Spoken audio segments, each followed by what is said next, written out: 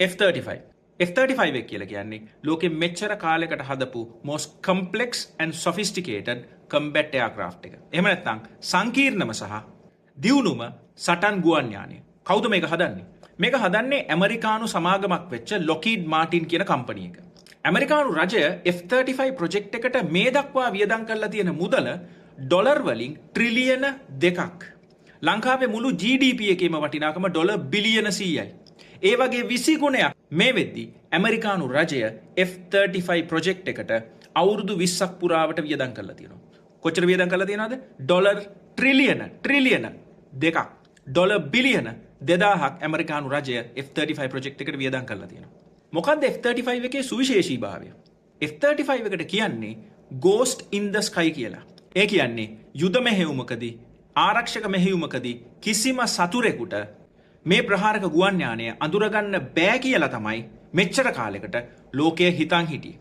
F-35 එක හදපු Lockheed Martin එක කියන්නේ මේ ගුවන් යානය කිසිම හීට් සෙන්සර් එකකට කිසිම රේඩාර් එකකට අහු වෙන්නේ නැතුව ගමන් කරන්න පුළුවන් එයාක්‍රාෆ්ට් එකක් කියලා. 2006 F-35 එක ලෝන්ච් කරපු දවසේ ඉඳලා 2026 මාර්තු 19 වෙනකන් ලෝකයේ හිතන් හිටියේ මේක ඇත්ත කියලා. හැබැයි දැන් පොඩි ප්‍රශ්නාර්ථයක් ඇවිල්ලා තියෙනවා. මොකද්ද මේකට හේතුව? IRGC එක එහෙම නැත්නම් ඉරානියන් රෙවොලූෂනරි ගාඩ් කෝප් එකෙන් වීඩියෝ එකක් නිකුත් කරා.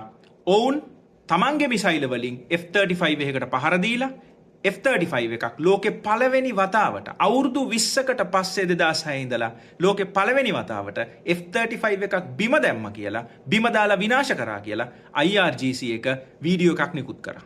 හැබැයි පෙන්ටගන් එක F-35 එක විනාශ වුණා කියන කතාව බොරු කියලා කිව්වේ. එහෙම නැත්නම් ඇමරිකාව කිව්වේ ඒ කතාව බොරුවක්. හැබැයි පෙන්ටගන් එක මෙහෙම ප්‍රතිනිවේදනයක් නිකුත් කරා. යම්කිසි දෝෂයක් නිසා F-35 එකක් ඔපරේෂන්ස් හෝල්ඩ් කරලා ඔපරේෂන්ස් නවත්තලා ගල්ෆ් කලාපයේ ගුවන් තොටුපළකට ගොඩ බෑවා කියලා ඔවුන් කන්ෆර්ම් කරා.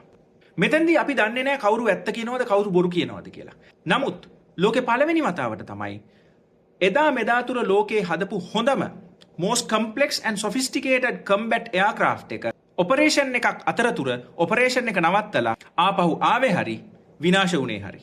මං කලින් කිව්වා වගේ කවුරුවත් දන්නේ නැහැ ඇත්තටම ඇත්ත මොකද්ද කියලා. නමුත් යම්කිසි දෙයක් සිදු වෙලා තියෙනවා.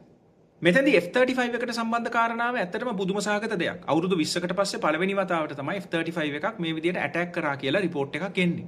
නමුත් මොකද ඔබ හිතන්නේ ඉරානයේ කම්බැට් කේපබිලිටි එක සම්බන්ධව? එහෙම නැත්නම් යුද්ධ කිරීමේ හැකියාව සම්බන්ධව? මම හිතන්නේ මුළු ලෝකෙම ඔවුන්ගේ යුද්ධ කිරීමේ හැකියාව සම්බන්ධව පුදුමයටපත් වෙලා තියෙන්නේ. මොකද ඔබ හිතන්නේ? කමෙන්ට් කරන්න. මෙතෙන්දී